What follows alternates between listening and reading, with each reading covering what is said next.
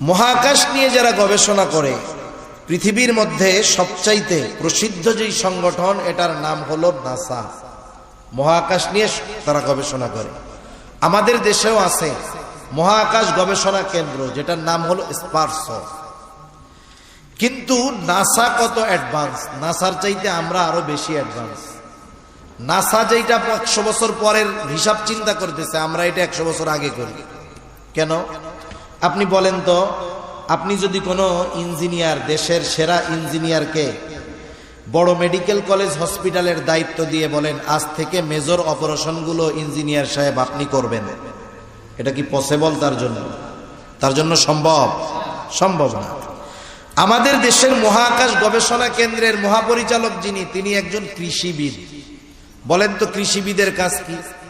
কৃষিবিদের কাজ হইল যে ধানে কেন পোকা লাগতেছে, এই ধানগুলো কেন তাজা হইতেছে না, ধানের পোকাগুলো কিভাবে দূর করা যায়, কিভাবে উৎপাদন বাড়ানো যায়, এই কাজগুলো হইল তার। ঠিক কিনা বলেন? এখন আমরা কেন নাসায় একজন কৃষিবিদকে নিয়োগ দিলাম?